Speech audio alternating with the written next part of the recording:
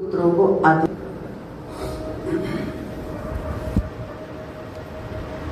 इनके बड़े पुत्र रहे महाराज अग्निंद्र। महाराज अग्निंद्र का पुरोचित अप्सरा से विवाह हुआ और 9 पुत्र हुए। महाराज अग्निंद्र ने जम्बूद्वीप को 9 भागों में बांटा और अपने एक एक पुत्र को एक एक भाग सौंपा।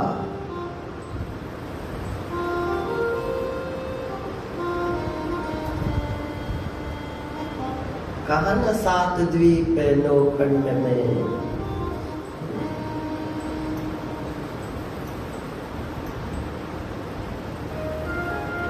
इन्हीं के वंश में आगे भरत जी महाराज हुए। भरत जियों को 5 पुत्र हुए। अपने बड़े पुत्र सुमति को इन्होंने सत्ता सौंपी और पुलह ऋषि के आश्रम में गंडकी नदी के किनारे तपस्या में लग गए। यहाँ आपको बार बार कहा जाता है कि मन को परिपक्व अवस्था में पहुंचाने के लिए, मन में ये निश्चय पक्का करने के लिए अथवा मन को अनुभूति में उतारने के लिए बार बार विषय अलग अलग हैं, प्रसंग अलग अलग हैं, लेकिन लक्ष्य एक ही है। यही बताने का प्रयास किया जा रहा है। पूछा है ना प्रश्नों में शास्त्र सार कर, शास्त्र क्या कहते हैं, शास्त्रों का सार क्या है, महापुरुषों का अनुभव क्या कहता है। तो यही कह रहा है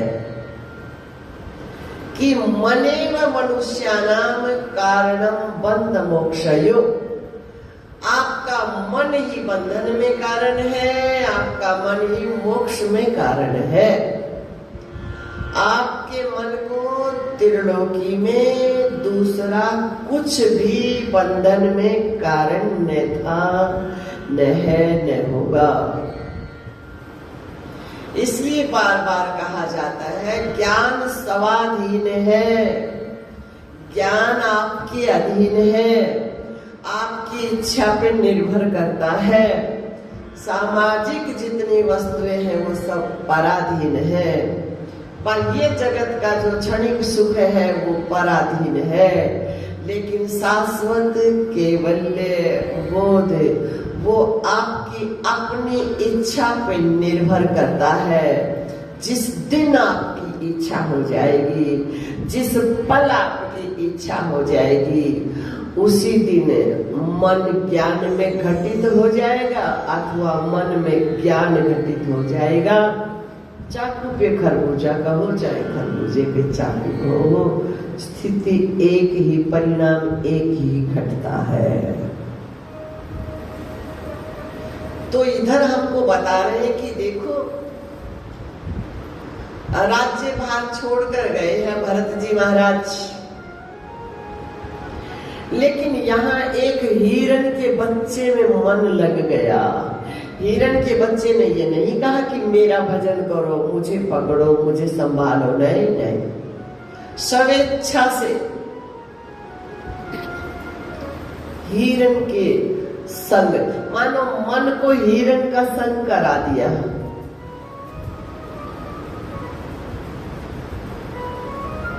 आए किस लिए है? सब छोड़कर आए। वास्तव में कोई नाटक नहीं है, कोई दिखावाबाजी नहीं है, कल्याण की कामना से आए हैं, मन से सब त्याग कर आए हैं। लेकिन यहाँ मन ने हिरण का संग कर लिया। भगवान कह रहे असंग शस्त्रेण दृढ़ेन छित्त्वा, निर्विकल्प तेरा स्वरूप है, निर्विकल्प तेरा स्वरूप है। देखो व्यवहारिकता में कहते हो भाई जैसा होता है ना, उसके साथ आपस में 2 व्यक्ति एक एक जैसे होंगे तो व्यवहार निभेगा, नहीं तो व्यवहार निभेगा। रिश्ता नाता भी वही जोड़ते हो, वही थोड़ी रिश्तेदारी बराबर की हो, है ना। तो उसी प्रकार से मन का उसी से तो नाता जुड़ेगा जिससे मेल खाता होगा।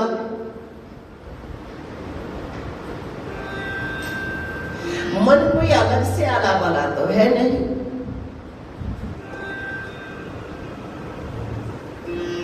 आत्म स्वरूप ही है। तो मन ने हिरण का संग कर लिया।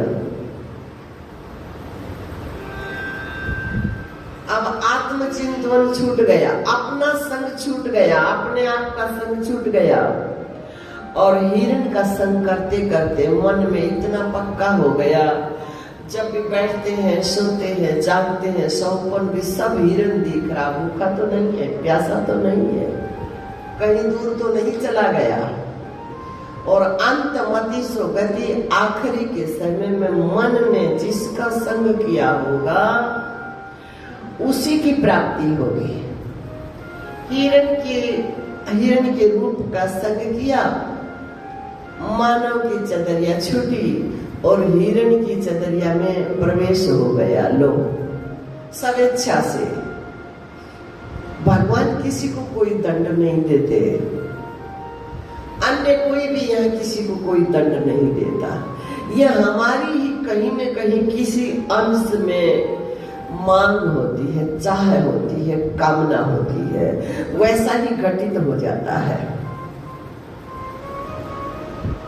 लेकिन चदरिया बदली है, शरीर बदला है, मन तो वही है, सूक्ष्म शरीर तो वही है, चेतना तो वही है, जानने वाला तो वही है।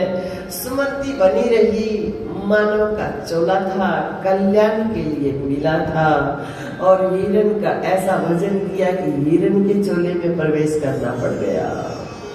अब मानव का चोला था, मानव का चोला था, बस ये चिंतन चलने लगा। पुनः मानव का चोला मिल गया, मानव की चदरिया मिल गई, स्मृति बनी रही। लेकिन अब ये बात तो पक्की है कि हम शरीर तो है नहीं, शरीर से अलग है। पहले मानव के चोले में प्रवेश रहा, फिर हिरण के चोले में प्रवेश हो गया, अब फिर मानव के चोले में प्रवेश हो गया। तो ये तो पक्की बात हो गई ना कि हम शरीर तो है नहीं। शब्दों में तो पक्की हो गई ना, कम से कम अभ्यास करोगे तो धीरे धीरे मन में भी ये पक्का हो जाएगा, और फिर पक्का हो जाएगा तो एक दिन धीरे धीरे अभ्यास यदि करोगे, चाह यदि जगेगी, जिज्ञासा यदि जगेगी, अनुभव भी हो जाएगा। तो आप मानव के चोले में है, लेकिन देख रहे हैं। पिता महाराज पढ़ाते हैं, लेकिन जानते हैं यदि यहाँ विद्वत्ता के चक्कर में पड़ गए, शाब्दिक ज्ञान में यदि मेरा मन अटक गया, समाज की वाहवाही में यदि मेरा मन फिर अटक गया, तो फिर गलत हो जाएगा। इसलिए अपने आप को मूर्ख सिद्ध किया। जगत हमको अच्छा अच्छा कहेगा, विद्वान कहेगा तो कुछ बढ़ नहीं जाएगा, मूर्ख कहेगा, ज्ञानी कहेगा तो कुछ घट नहीं जाएगा। हम जो है वो है, बस उसमें कुछ घटना बढ़ना नहीं है। इसी भाव को लिए बस अपने आप को ऐसा दिखाया कि कुछ नहीं आता। हाथ तक कर पिता महाराज ने कह दिया इसकी बुद्धि जड़ है, सो जड़ भरत के नाम से प्रसिद्ध हो गए। एकांत में रहते हैं। एकांत तो बाह्य जगत में आप कहीं भी जाओगे तो नहीं मिलने वाला। मच्छर, मक्खी, वन, पर्वत, वायु सब है, सभी जगह, कहीं एकांत नहीं है। एकांत का मतलब अपने स्वरूप में रहते, भीतर रहते। इधर डाकुओं के सरदार दस्युराज को संतान नहीं रही, भद्रकाली माँ के मंदिर में गया, मुझे पुत्र प्राप्ति हो तो मैं मनुष्य की बलि चढ़ाऊं। ईश्वर की लीला विचित्र, पुत्र की प्राप्ति हो गई। ये बताना चाहते हैं बलि क्या है, क्रियात्मक उपदेश देना चाहते हैं। अब डाकुओं से कहा कोई मनुष्य को ले आओ, खोजते खोजते जंगल में पहुंचे। भरत जी अपनी मस्ती में पड़े हैं। बाबा जी हाँ चलो, चल पड़े।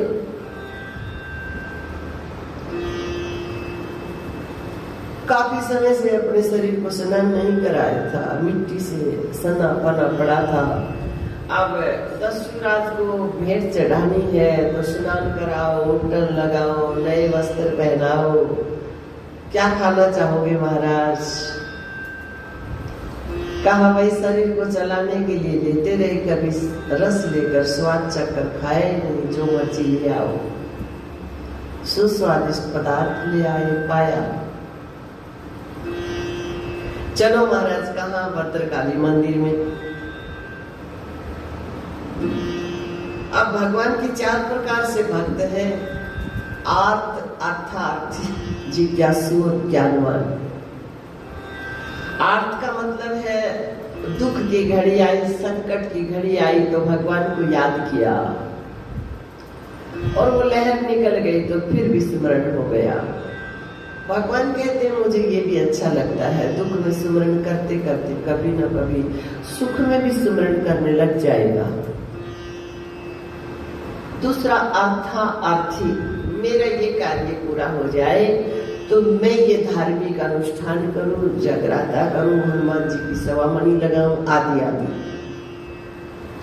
भगवान कहते ये भी मुझे प्रिय है। सकाम कर्म करते करते कभी न कभी निष्कामता की तरफ भी मन अवश्य आ जाएगा।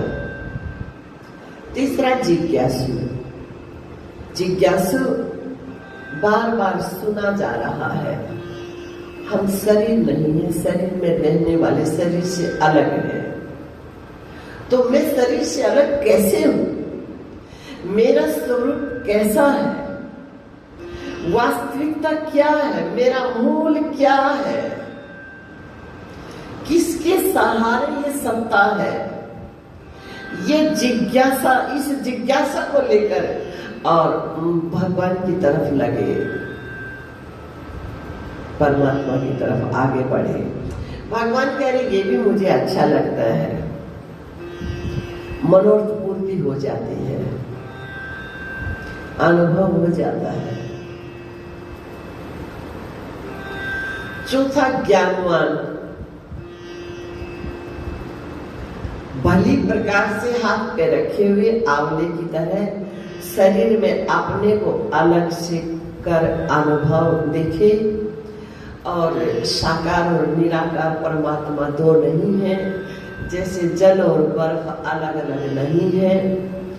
इस बात की भली प्रकार से अनुभूति जिस मन में हो चुकी वो ज्ञानवान भक्त। भगवान कह रहे ज्ञानवान भक्त मुझे सबसे प्रिय है। तो ऐसे भगवान के परम लाडले ज्ञानवान संत ने जब सुना, आज मुझे उन सच्चिदानंद घन भगवान ने भद्रकाली के रूप में बुलाया है, चलो महाराज चल पड़े। और पहुंचकर देखा तो दस्युराज के हाथ में नंगी तलवार है। ये बात है तो आज ब्रह्मानंद में डूबा रहने वाला मन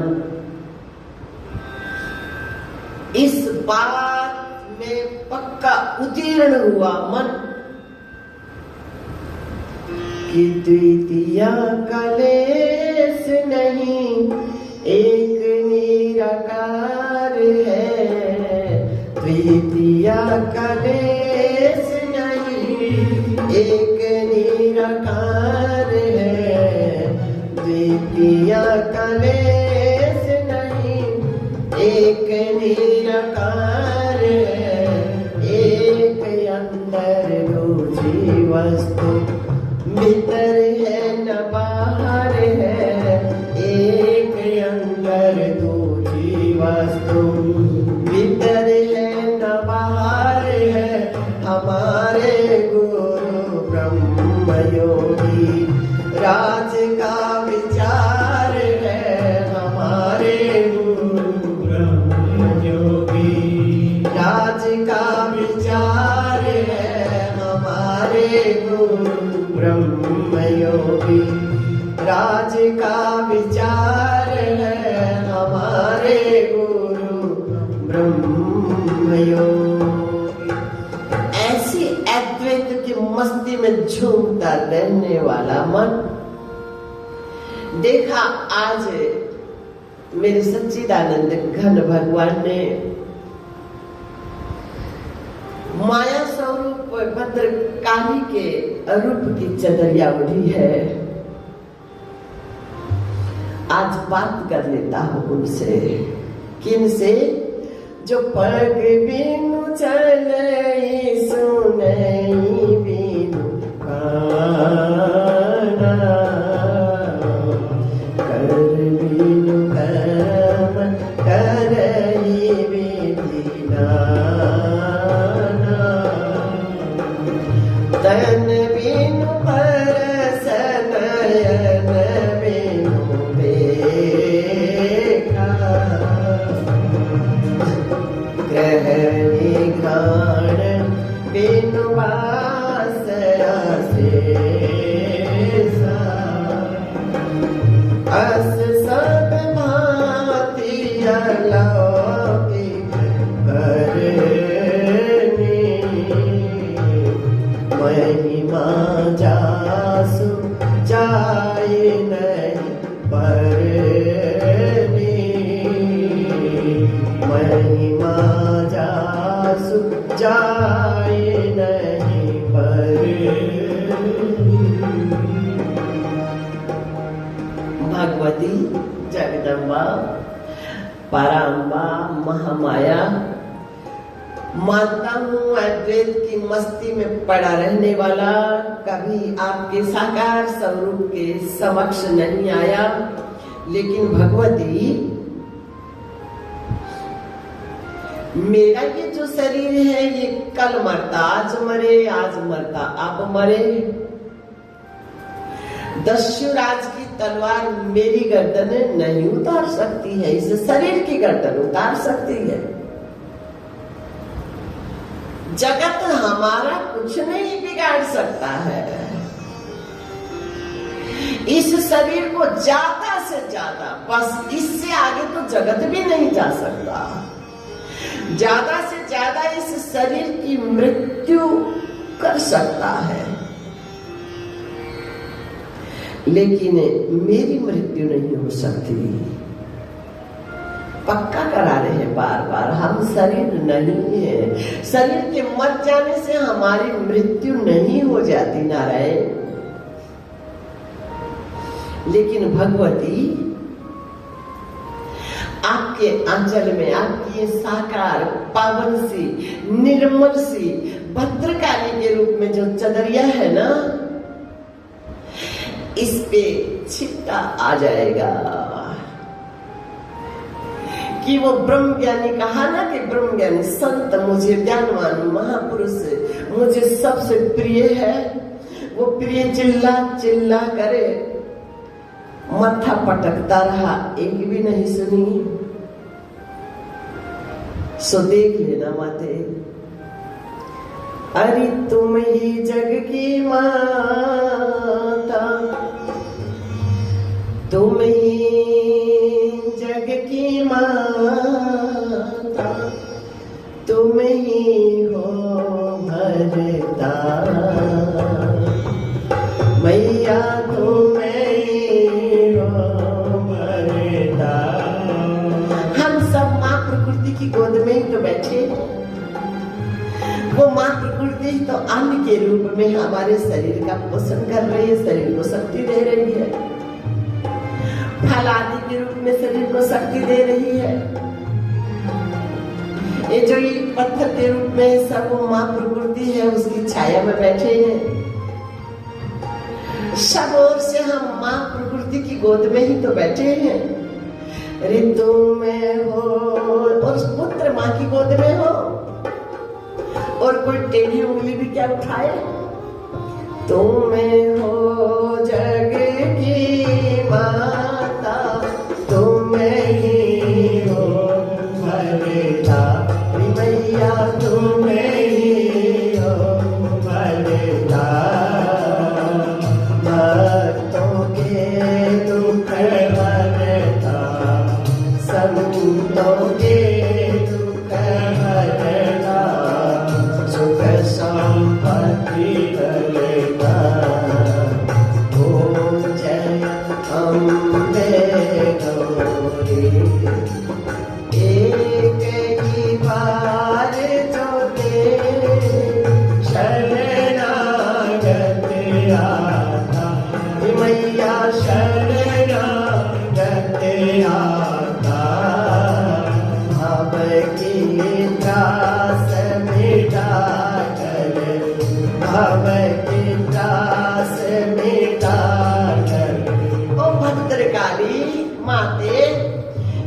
पंचभौतिक शरीर की तो बात ही क्या है।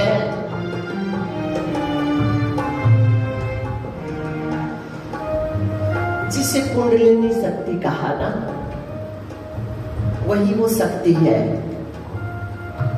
वही वो दुर्गा, वही वो काली है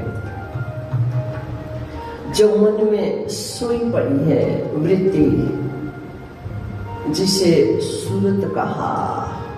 बोलते हैं ना राधे राधे बोलो तो आएंगे बिहारी, वो वही वृत्ति है, स्तोगुणी वृत्ति। ओ भगवती आप करुणा करो, क्योंकि जब तक वो वृत्ति नहीं जगती ना, तब तक मन का आत्मा से मिलन संभव ही नहीं है। शब्द की चोट से मन में सोई हुई वो वृत्ति जगती है और उस वृत्ति में परमात्मा से मिलन की, आत्मा से मिलन की ऐसी लगन होती है, ऐसी तीव्र जिज्ञासा होती है। उस समय यदि साधक को मार्गदर्शक न मिले ना, तो साधक के मन की दशा पागल जैसी हो जाती है।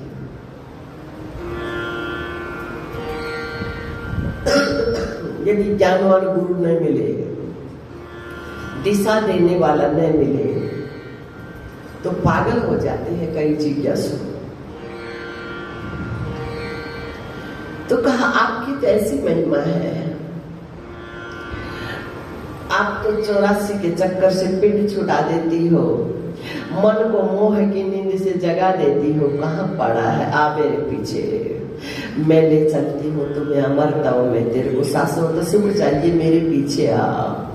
तब 84 के बंधन से मुक्ति मिलती है, वही भाव रख रही है।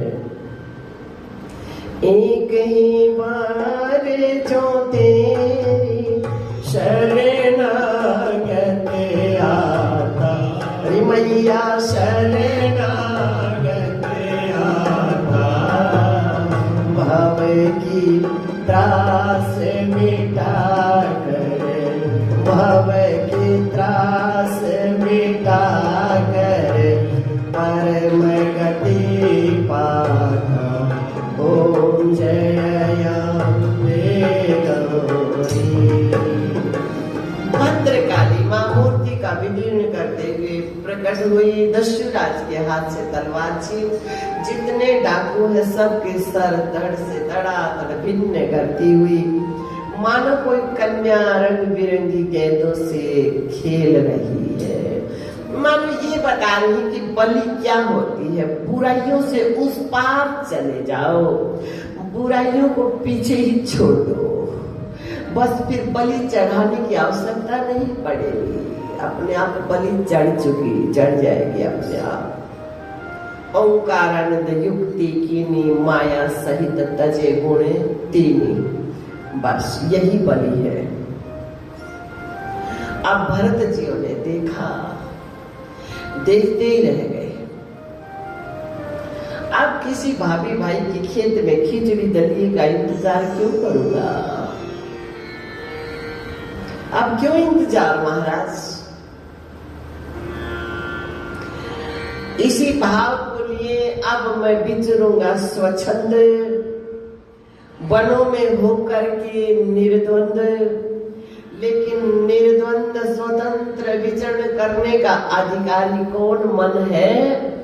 गुरुजी ने कह दिया कि लिए आत्मानंद मन जीत, मित गुरुओं से ज्ञान लिए, जगत में गुरु सम मित्र ना कोई। गुरुजनों से सही दिशा पूछकर उधर एक बार मन का प्रवेश हो जाए, फिर चाहे कहीं फिर वही बात है, सोना यदि कीचड़ में भी पड़ा रहेगा तो काई लगेगी नहीं। ये उपदेश देते हुए भरत जी स्वतंत्र विचरण कर रहे। उधर सिंधु सोवीर देश के राजा रघुगण नित्य प्रति कपिल भगवान के यहाँ सत्संग सुनने जाते हैं। नित्य प्रति हर रोज उन कपिल भगवान के यहाँ, जिन कपिल भगवान ने माँ को उपदेश दिया, माँ देव जी को। लेकिन यहाँ बात बनी नहीं अभी। अथवा यूं कहो जैसे भगवान श्री ने अर्जुन को उपदेश दिया, बात बन गई। धर्मराज युधिष्ठिर को उपदेश दिया, बात नहीं बनी, क्योंकि भगवान की इच्छा है कि भीष्म पिता महाराज के श्री मुख से उपदेश श्रवण कराए, उनके मुंह को भंग करे। उसी प्रकार से कपिल भगवान की भी इच्छा है। अथवा यूं दिखा रहे हैं कि मम दर्शन फल परम अनुपम, जीव पावन निज सहज स्वरूप। मेरे साकार स्वरूप का फल है, अपने स्वरूप में आ जाए। और अपने स्वरूप में कब आएगा? राम कृपा कर चित बहि जब ही, संत विशुद्ध मिले पुनि तब ही। विशुद्ध संत का मिलन ईश्वर कृपा से संभव है। तो मानो आज भगवान की करुणा बरसी है। जा रहे हैं, पालकी में बैठे, एक कहार को बुखार आ गया, शरीर कांप रहा, तो पालकी भी कांप रही। क्या कर रहे हो भाई? कहा महाराज एक भाई को बुखार आ गया, पालकी कांप रही है, शरीर कांप रहा इसी वजह से। तो फिर कोई दूसरा मिले उसको लगा देना। अब देखा सामने से भरत जी आ रहे हैं, अपनी मस्ती में झूमते हुए, बाबा जी इधर आओ। आ गए। जानते हैं इस शरीर का प्रारब्ध है, ये चुकता करना है। चलो भाई ठीक है, कंधा लगाओ, लगाया। अब जब वृत्ति लय हो जाती है, चींटी का मतलब है, ऐसा कहा है ना, कोई चींटी आ जाती है बचाने के लिए छलांग लगाते हैं, नहीं नहीं,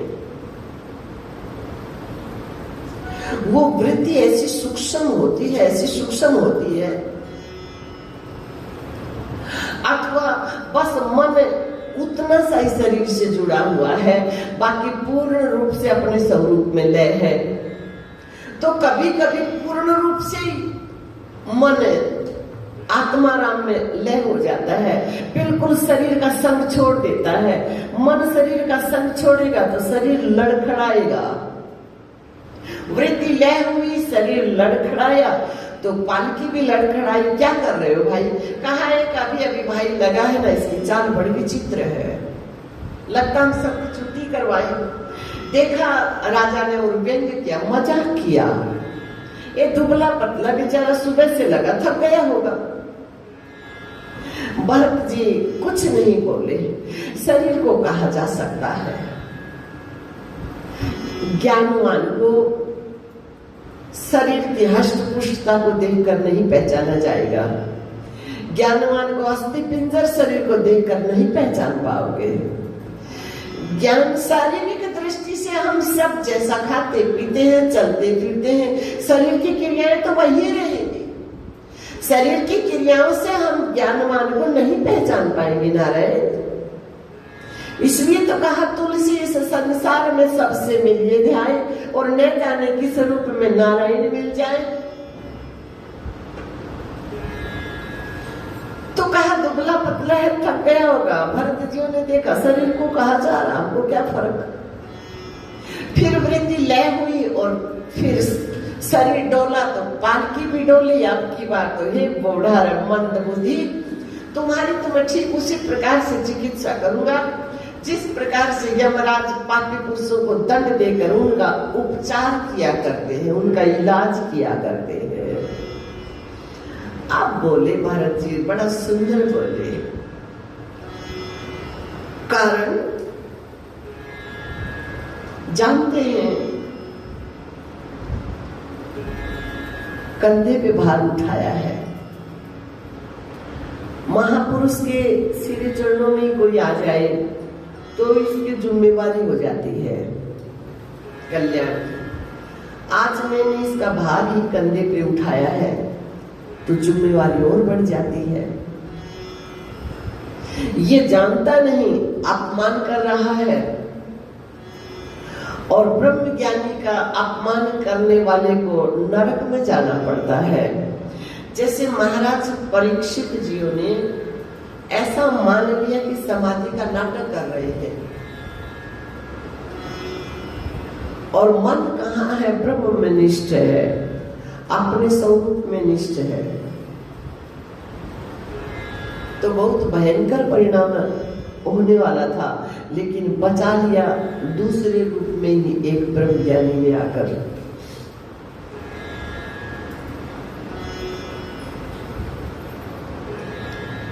आज भरत जियों ने देखा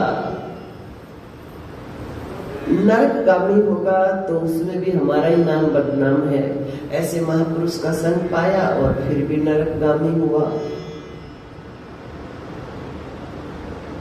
तो आज बड़े सुंदर बोले, किसका इलाज करने की बात कर रहे हो राजन? यहाँ कौन बीमार है, कौन रुग्ण है? क्या सुंदर लाइन याद आ गई। मीरा का भी मन वही है, और मन वही रहता है तो फिर खान पान थोड़ा कम हो जाता है, स्वाभाविक। किसी ने खिला दिया तो खिला दिया, ठीक है।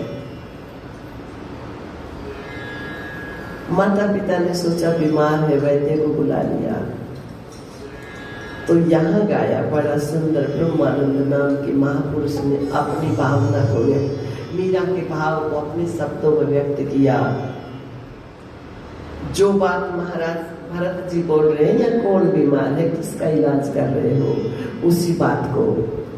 नवजिया वैद्य क्या जाने, नवजिया वैद्य क्या जाने, मुझे दिल की बीमारी है, मुझे दिल की बीमारी है। नवजिया वैद्य क्या जाने, नवजिया वैद्य क्या जाने, मुझे दिल की बीमारी है, मुझे दिल की बीमारी है। कभी कब रोग बतलावे, कभी कब रोग बतलावे, कभी तासीर गर्दी, कभी तासीर। सही मायने में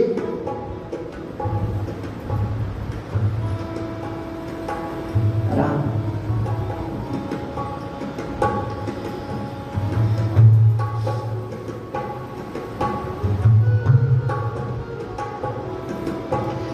सही मायने में जो मन आत्मा में रमण कर जाता है ना, उसको फिर ये शरीर ऐसा लगता है जैसे गर्भ में शिशु होता है ना, बस निकालो बाहर, इससे निकालो बाहर, ऐसी स्थिति हो जाती है।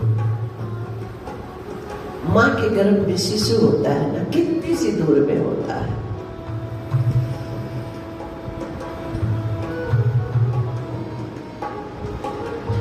बस ऐसा मन बस इतनी सी दूर में ही रहता है। जानता है शरीर का प्रारब्ध है, इसको चुकता करना है, लेकिन एक भार होता है, एक वचन लगता है।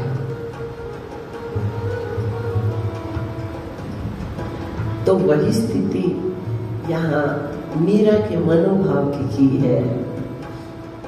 कभी कफ रोग बतलावे, कभी कफ रोग बतलावे, कभी तासीर गर्दी की, कभी तासीर गर्दी की। जिगर का हाल तू मेरा है, क्योंकि जगत का व्यवहार पचता नहीं,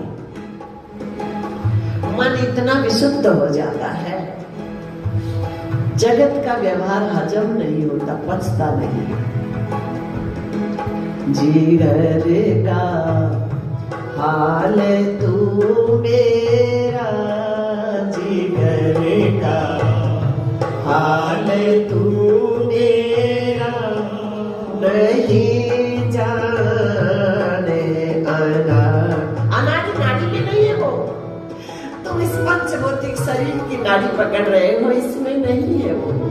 नहीं जाने अनाड़ी है जिगर का, जिगर का हाल तू मेरा, जिगर का हाल तू मेरा, नहीं जाने। वो मन जो होता है ना, मन ऐसा हो जाता है, वो मन ऐसा पारदर्शी हो जाता है, जो उसके सामने आता है, उसके मन में जो होता है ना, वो उस मन में आ जाता है साफ। देखो ना, अपने गुरुजी हैं, जब ये शरीर साधना में रहता था, एक बार पता चला बहुत दूर खेतों में आगे, जहाँ जंगल में रहते थे, उससे 1-2 किलोमीटर आगे कोई सत्संग होने वाला है।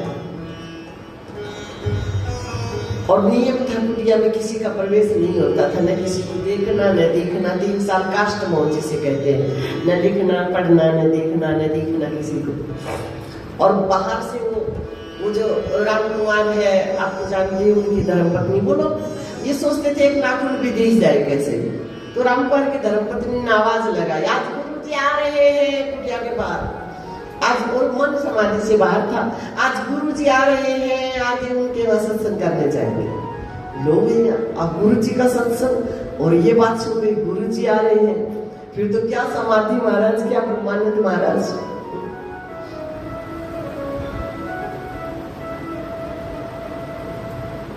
तुम छुप छाप करके चले गए जैसे तैसे वहां, और किसी की छत पे छुप करके बैठ गए। गुरुजी भोजन करके आ रहे थे उस भगत के यहाँ। मतलब ब्रह्म ज्ञानी महापुरुष का मन किस प्रकार से आदान प्रदान हो जाते हैं भाव। मेरे मन में आया मैं गुरुजी को प्रणाम करके आऊं, और गुरुजी दूसरी साइड जा रहे थे। जैसे मेरे मन में ये भाव आया कि मैं गुरुजी को प्रणाम करूं, मैं छत पे हूं, गुरुजी नीचे हैं, तो गुरुजी वापस मुड़कर आए। मैं छत से दीवार से नीचे उतर करके गुरुजी को प्रणाम किया, और फिर गुरुजी वापस चले गए।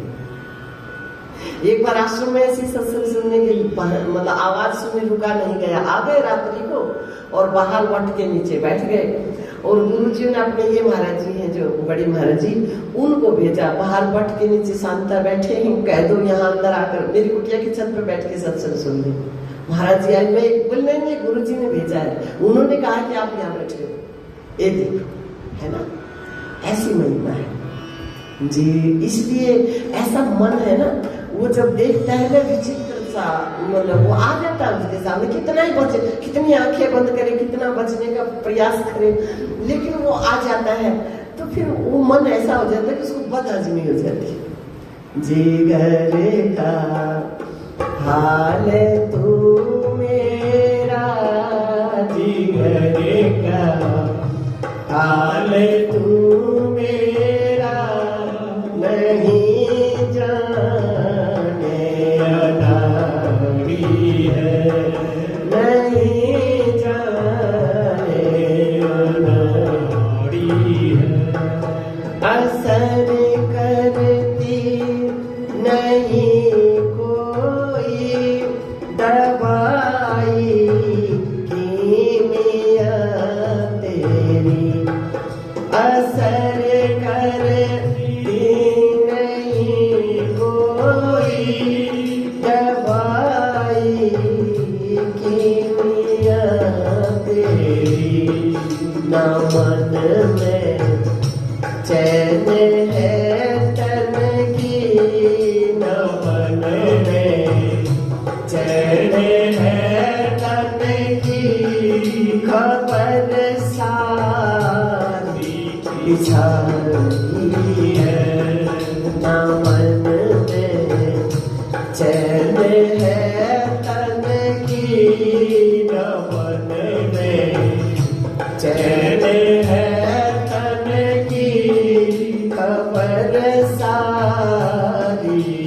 सारी है, खबर सारी भी सारी है।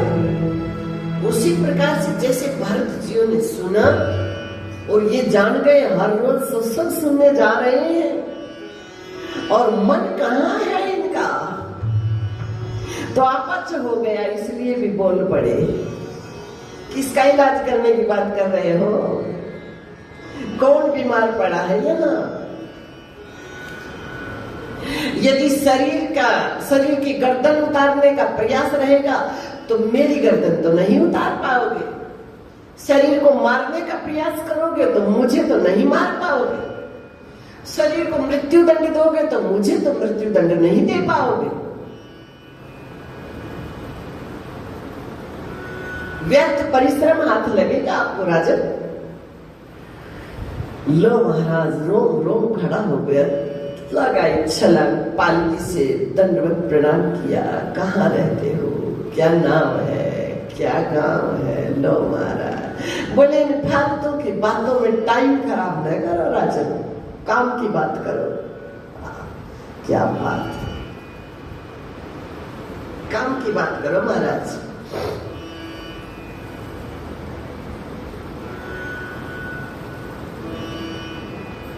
आप मेरा नाम, मेरा आता, मेरा पता पूछ रहे हो। क्या बताऊं मैं तुमको? इस शरीर का कोई आता पता, कोई नाम रूप हो सकता है, लेकिन मेरा न कोई नाम है, मेरा न कोई। क्या बात है। मर जाओ, मर जा जिगर मिटे सब तेरा, मर के फिर तुझी। क्यों नहीं डूब जाता तुम्हारा मन भीतरी भाग में? क्यों नहीं मर जाता तुम्हारा अपने आप में मन? अभी तो तुमको बहुत बढ़िया से होश है शरीर का। न कोई नाम है मेरा, न कोई नाम है मेरा, न कोई रूप है मेरा, न कोई रूप है मेरा, न कोई नाम है मेरा, न कोई नाम है मेरा, न कोई रूप है मेरा, न कोई रूप है मेरा। हाँ परे जो नाम रूपों से, परे जो नाम रूपों से, वही मैं हूँ, वही मैं हूँ, वही मैं हूँ, वही मैं हूँ।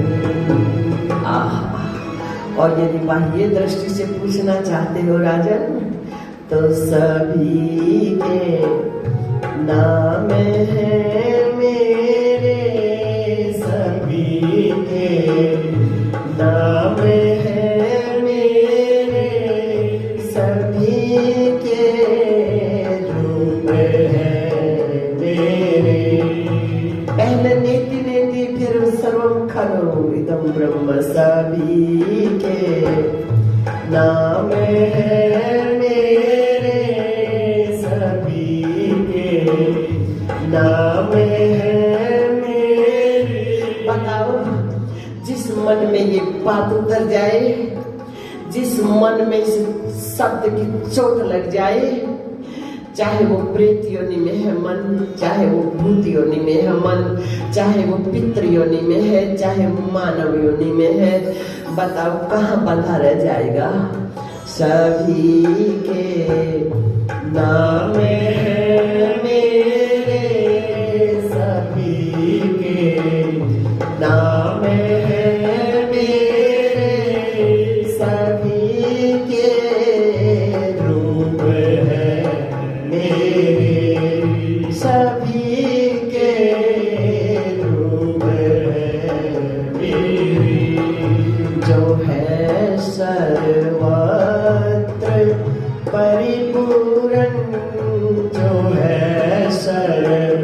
पत्र परिपूर्ण वही मैं हूँ, वही मैं हूँ, वही मैं हूँ, वही मैं हूँ,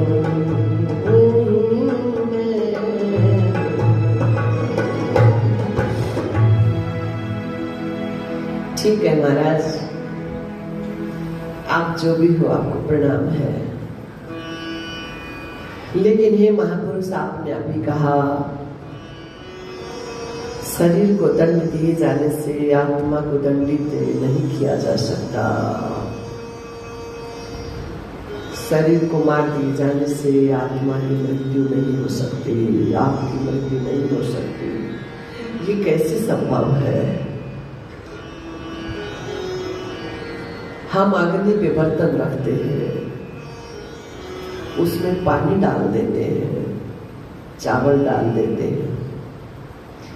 हे महापुरुष, अग्नि के ताप से वो बर्तन भी गर्म हो जाता है, पानी भी उबल जाता है, चावल का भी भात बन जाता है, चावल भी पक जाता है। तो आप कैसे कह सकते हो कि शरीर को दंड दिए जाने से आत्मा को दंडित नहीं किया जा सकता? शरीर को ताप पहुंचाने से आत्मा को ताप नहीं पहुंचाया जा सकता। कहा राजन, बातें तो सत्संग सुनकर विद्वान जैसी सीख गए हो, लेकिन हो निरे मूर्ख। क्या बात है! कैसे महाराज? 3 बातें बोली है ना, बर्तन रखा अग्नि पे, पानी डाला, चावल डाला, बर्तन गर्म हुआ, पानी उबला, चावल पका। लेकिन उस बर्तन में कुछ भाग खाली रखा जाता है, खाली भाग आकाश का होता है।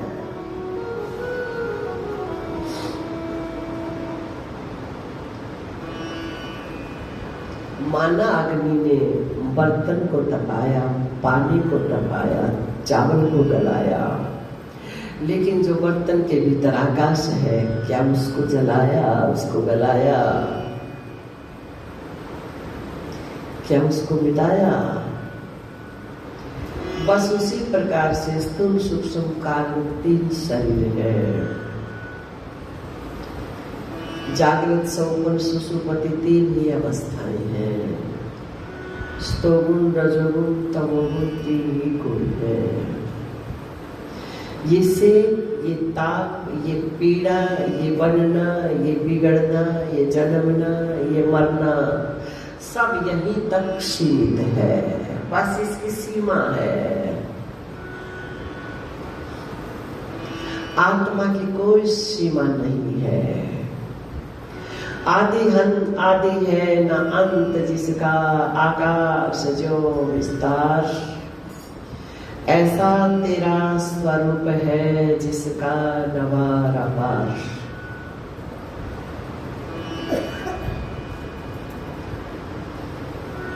इसलिए राजन, शरीर को दंडित शरीरों को दंडित किए जाने से आत्मा को दंडित नहीं किया जा सकता। और मेरा ही स्वरूप ऐसा नहीं है राजन, आपका भी स्वरूप वैसा ही है।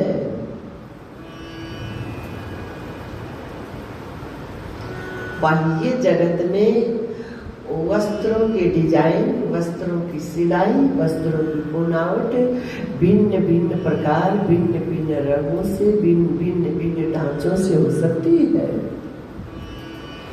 लेकिन भीतरी जो चेतना है, जो आत्मा है, वो सब घड़ों में, जैसे आकाश एक ही है।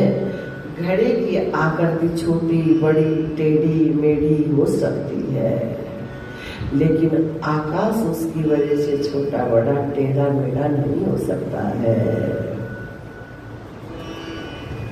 गन्ना टेढ़ा मेढ़ा हो सकता है, गन्ने के भीतर जो रस भरा है उसमें कोई टेढ़ापन नहीं है। जलेबी टेढ़ी मेढ़ी हो सकती है, लेकिन जलेबी के भीतर जो रस भरा है उसमें कोई टेढ़ा मेढ़ापन मायने नहीं रखता है। उसी प्रकार से राजन, जैसा स्वरूप मेरा है वैसा ही स्वरूप आपका है, लेकिन आपको अपने स्वरूप की अनुभूति आपकी अपनी स्वेच्छा पे निर्भर करेगी, और वो तब घटेगी जब आपके मन में तीव्र जिज्ञासा जगेगी और इस शरीर से अहमपना मन छोड़ेगा। इस शरीर में जो मैं पने को लिए बैठा है मन, इस मिथ्या मैं पने को छोड़ेगा मन इस शरीर से सिमटेगा, फिर आत्मा में लय होगा, तो आपको भी, आपका मन भी अनुभव कर जाएगा कि शरीरों की मृत्यु से मेरी मृत्यु नहीं होती है। दोनों गुरु शिष्य धन्य हुए महाराज। यहाँ कहा है फिर, गुरुदेव तुम्हारी जय हो, गुरुदेव तुम्हारी जय हो, गुरुदेव तुम्हारी जय हो, गुरुदेव तुम्हारी जय हो। जयकारा तब सिद्ध होता है और पिंड से चिपका पड़ा है मन, और जयकारे लगाते रहो, क्या परिणाम घटेगा। गुरुदेव तुम्हारी जय हो, गुरुदेव तुम्हारी जय हो,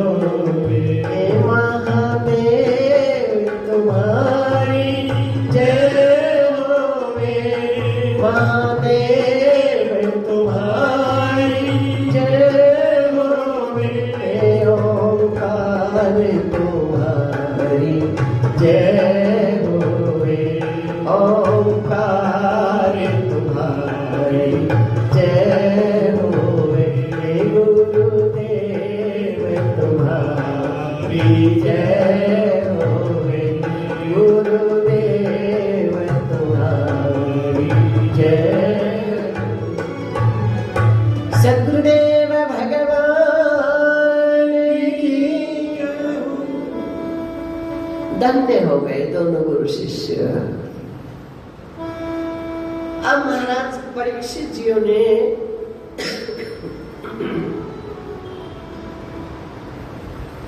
अभ्यास चल रहा है ना,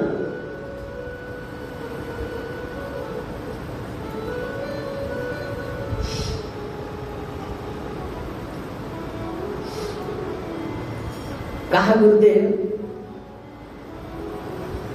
बात बहुत सुंदर है और बात तो ऐसे ही बनेगी, लेकिन फिर भी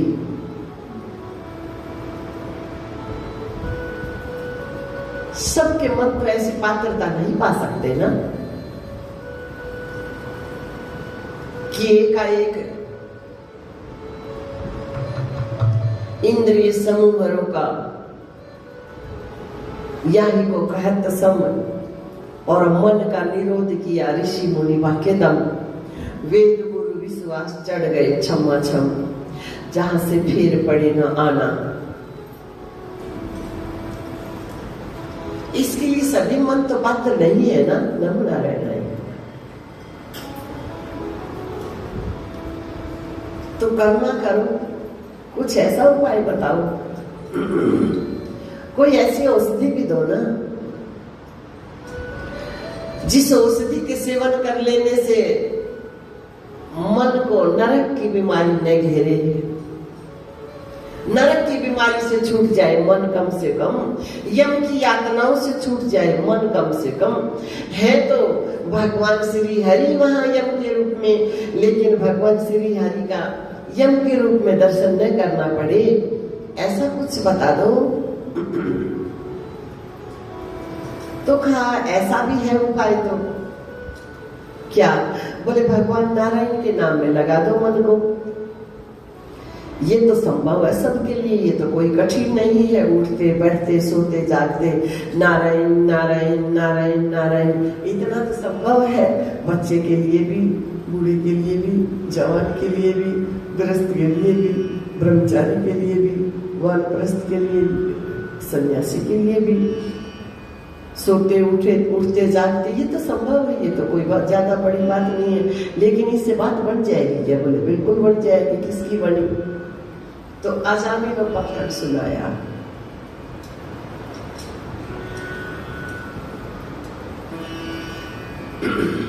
कहा कुमारक पे रहा है तो बड़ा सात्विक सदाचारी ब्राह्मण, लेकिन कुसंग में पड़ गया।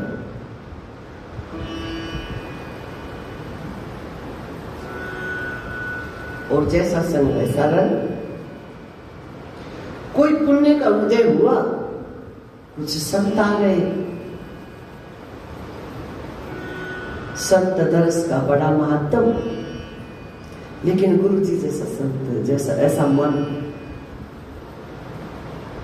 अपने आप के संग, परमात्मा के संग, जिस मन में प्रेम जब अनंत हो गया तो शरीर का रोम रोम संत हो गया, देह बन गया देवालय और मन स्वयं महंत हो गया।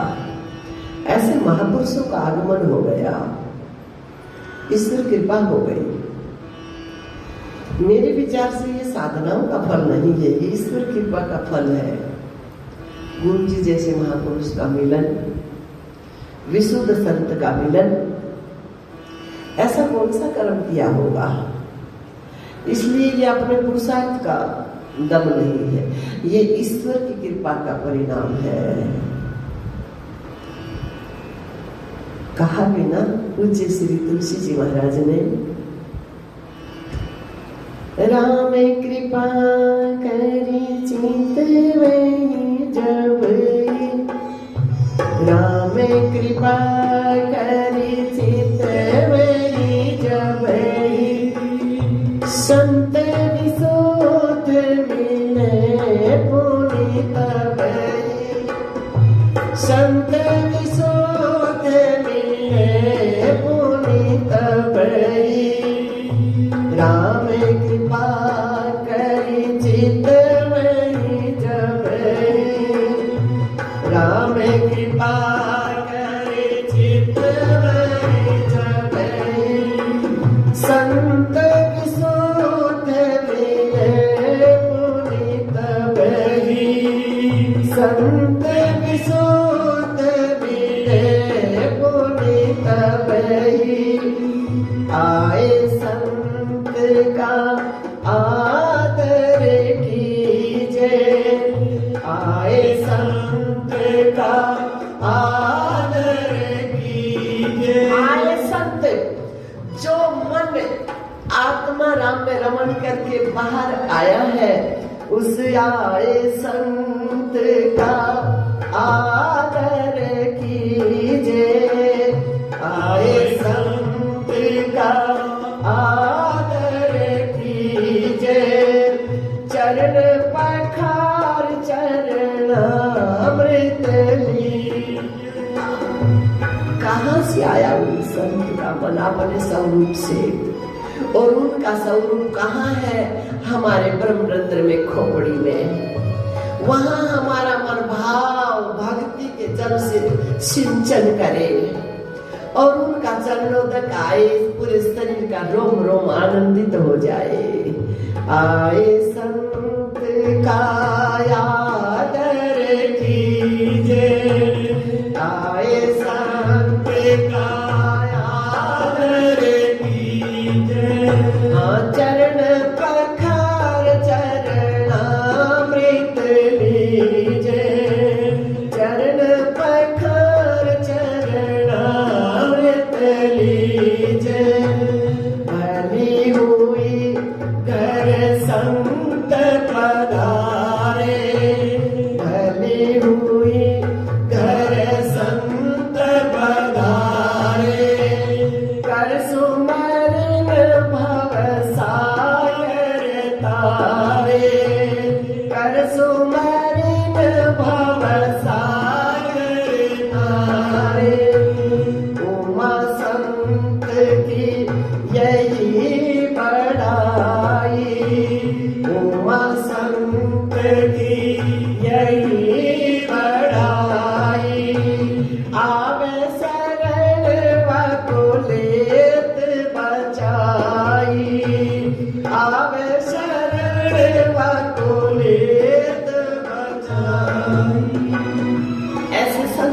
आए, प्रसाद पाया, नाम वाम पूछे बच्चों के, न जाने क्या क्या विचित्र नाम।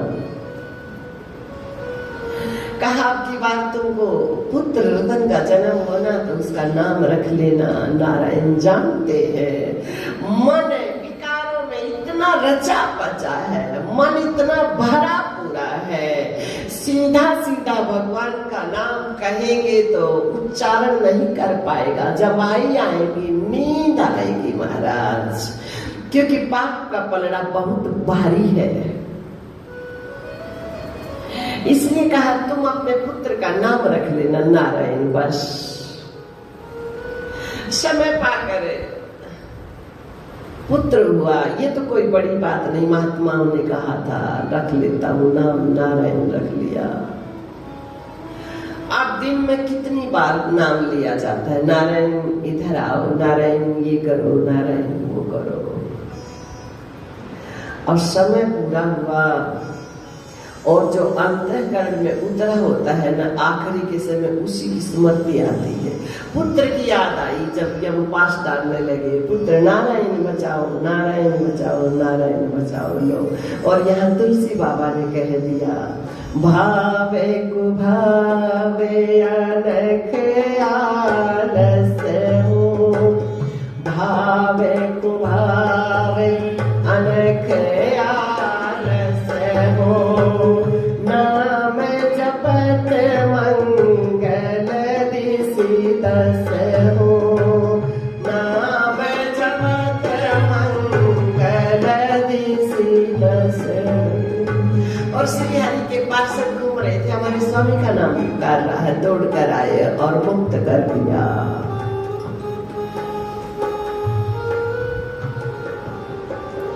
ऐसी नाम की महिमा, और यदि समझ कर नाम जपेंगे फिर तो बात ही कुछ और हो जाएगी। प्रहलाद जी के चरित्र से भी हमको यही बताया है, इसी बात को पक्का कराया, नाम की महिमा दर्शाई है कि प्रहलाद जी को तो गर्भ में ही नारद जी से मंत्र दीक्षा मिल गई और उसी मंत्र का इतना जाप किया।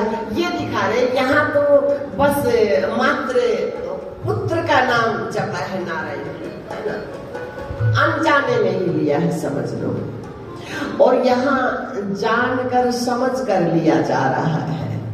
हर प्रकार से नाम कल्याणकारी सिद्ध है, ये बता रहे हैं। प्रहलाद जी का मन इतना नाम जप रहा है, इतना नाम जप रहा है, ये समझ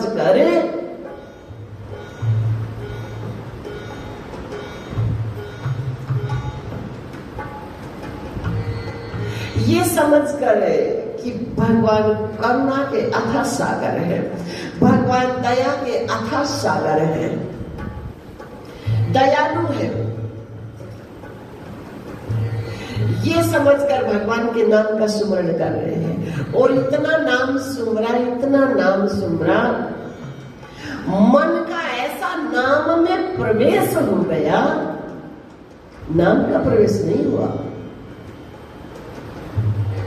भगवान ने हमारे मन को स्वतंत्रता दी है, हमारी इच्छा के बिना भगवान भी हमारे मन में प्रवेश नहीं कर सकते। सावधान, जगत तो कर भी कैसे सकता है। कोई भी जगत की बीमारी हमारे मन में प्रवेश नहीं कर सकती।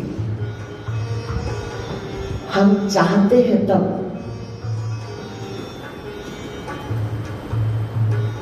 तो प्रहलाद जी का मन नाम में इतना प्रवेश कर गया, इतना रमण कर गया कि मन परिणाम में चला गया।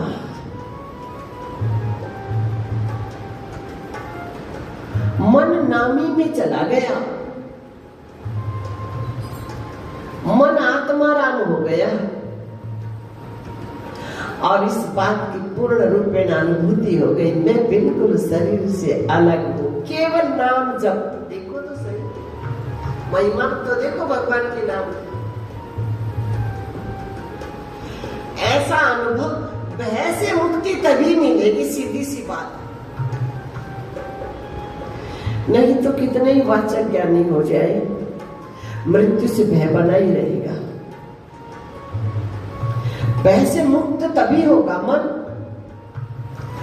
जब मन आत्मा में रमण कर जाएगा, बिल्कुल ऐसा अनुभव करेगा मैं बिल्कुल शरीर से अलग हूँ, देख रहा हूँ सब क्रियाओं का साक्षी हूँ, साक्षी चेता केवलो निर्गुणश्च। पृथ्वी नहीं, जल भी नहीं, नहीं अग्नि तो नहीं है पवन, आकाश भी है नहीं, तू नित्य है चैतन्य घन, आकाश भी है नहीं, तू नित्य है चैतन्य। पृथ्वी नहीं, जल भी नहीं, नहीं अग्नि तू नहीं है पवन, आकाश भी है नहीं, तू नित्य है चैतन्य घन, आकाश भी है नहीं, तू नित्य है चैतन्य घन। इन पांचों का साक्षी सदा, इन पांच साक्षी मैंने देखने वाला, जानने वाला, अनुभव करने वाला, इन पांचों का साक्षी सदा, निर्लेप है तो सर्वपर, अभिमान तज देह का हो जाया जल, हो जाया मन, अभिमान तज देह का हो जाया जल, हो जाया। इन पांचों का साक्षी सदा, इन पांचों का साक्षी सदा, निर्लेप है तो सर्वपर, अभिमान तज देह का हो जाया जल, हो जाया। अभिमान तज देह का हो जाया जल, हो जाया। करता न तू तिहु काल में, करता न तू तिहु काल में, श्रद्धा सुधा का पान कर पी कर इसे हो जा सुखी, हो जाया जल, हो जाया पी कर इसे हो जा सुखी, हो जाया जल, हो जाया। ऐसा अनुभव हो गया, भय से मुक्त हो गए। फिर देखो एक ही श्लोक में जितने अनर्थ किए हिरण्यकशिपु ने सब कह दिए, और गुरु जी ने उसी श्लोक को यूं कह दिया कि भीम शिला के ऊपर बांध भगत दरिया में डुबवाया, खूनी हाथी छोड़ दिया पर्वत से गिरवाया, तोप के आगे खड़ा किया और जहर खिलवाया, चिता के अंदर अग्निला घोड़ी में बैठाया, अजरो मतलब भी जला नहीं, झड़ला की न खाती, न गले काल दाल उनको मौत न खाती। भाई जिनके अंदर साच रहे वहाँ आँच न आती, न गले काल की दाल उनको मौत न खाती। भाई जिनके अंदर साच रहे वहाँ आँच न आती, न गले काल की दाल उनको मौत न आती। करो सच्चाई धारण जग में थोड़ा है रहना, सच्चे बनकर सत्य का सजनो पहले लो गहना। करो सच्चाई धारण जग में थोड़ा है रहना, कब लुढ़क जाएगी ये लुटिया, इसलिए अपने मन को सत्य से जोड़कर रखो, ये गुरु जी की आवाज है। करो सच्चाई धारण जग में थोड़ा है रहना, सच्चे बन के सत्य का सजनों पहन लो गहना, आज मानो हमारी बात, सुखी हो जाओगे, धन्य हो जाओगे, निहाल हो जाओगे। मानो हमारी बात, माता भाई और बहन सबको बराबर अधिकार दिया है, किसी पिंजरे को अलग करके नहीं छाटा है। मानो हमारी बात, माता भाई और बहना, ऊंचे स्वर में श्री गुरु ओंकार का कहना, ऊंचे स्वर में श्री गुरु ओंकार का कहना। जागे आत्मानंद, भाई और कोई जागे ना जागे, कितना शिष्य नहीं होता है गुरु का। अरे जागे आत्मानंद भाई, बीत गई राती, नांगल काल की ताड़ उनको मोट ना ठाती। जागे आत्मानंद भाई, बीत गई राती, नांगल काल की ताड़ उनको मोट ना ठाती। तो ये नाम की महिमा, एकाएक यदि बात न बने तो बस मन इतना जपे नाम को, इतना पीछे पड़ जाए नाम के कि नाम में प्रवेश कर जाए।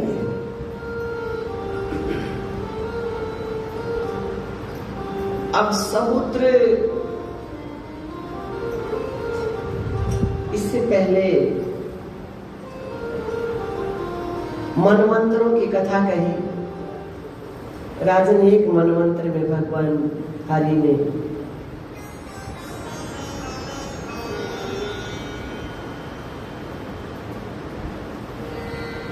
सनक सनंदन सनातन हंस अवतार लिया और उनको उपदेश जो सृष्टि के पूर्व में हुए चारों कुमार, जिनकी ऐसी जिज्ञासा रही, कहा ना जिज्ञासु भी मुझे बहुत प्रिय है, उसका मनोरथ भी सिद्ध हो जाता है। तो उनकी जिज्ञासा पूर्ण करने के लिए भगवान श्री ने हंस अवतार लिया। कंकरों में मोती मोती चुभ रहे हैं, कंकर छोड़ रहे हैं, कुमारों की तरफ संकेत हो रहा है, कुमार समझ रहे हैं ये जो शरीर है ये कंकर पत्थर समझो, इसके भीतर चेतना मोती है, हमारा मनुष्य चेतन स्वरूप मोती को चुने। फिर दूध पानी मिला है, दूध पान कर रहे हैं, पानी छोड़ रहे हैं और शंकराचार्य महापुरुष समझ रहे हैं ये शरीर पानी है और चेतना दूध है, हमारा मन हंस है। हमारे हंस स्वरूप मन को चाहिए कि शरीर रूपी पानी का चयन न करे, आत्म स्वरूप दूध का चयन करे, दूध का पान करे। एक मनवंत्र में ग्राह से भगवान श्री हरि ने गजेंद्र को मोक्ष प्रदान कराया और कुछ उपदेश दिया। उधर गजेंद्र नाम हाथी का है, जल पान करने के लिए गया समुद्र के किनारे पूरे परिवार के साथ, बड़े आनंदित है। ग्राह ने पांव निगला लेकिन ध्यान नहीं दिया। मैं इतना हष्ट पुष्ट, मेरा शरीर इतना बलिष्ठ बलवान, कोई क्या बिगाड़ेगा। धीरे धीरे ग्राह ने पूरा पांव निगला, अब होश में आया। आप बल, तप बल, बाहुबल, चौथो है बल दाम और सूर किशोर कृपा सो सब विधि हारे को हरि नाम। अभी अपने शरीर का बल था, उसका अहम गिरा, उसका अहंकार टूटा। अभी परिवार के बल का, नाते रिश्तों के बल का अभिमान को पकड़ा हुआ है मन ने। साथ साथ या तो बिना ही विस्तार के समझ जाना, समझ ही रहे होगे। प्रत्येक प्रश्न अर्थ पे ले जाता है मन को, नहीं तो सुनना दूधिले हो गया। प्रत्येक शब्द का अर्थ आप हो, आपका अपना स्वरूप है। यदि उसमें नहीं जा रहा है मन, तो फिर सुनना व्यर्थ है महाराज। पहले अपने शरीर का अभिमान गलित हुआ, और यही कहा जाता है ब्रह्मदेव जी जब प्रकट हुए तो सबसे पहले मेरा जनक कौन है, मेरी उत्पत्ति कहां से हुई है, इस शरीर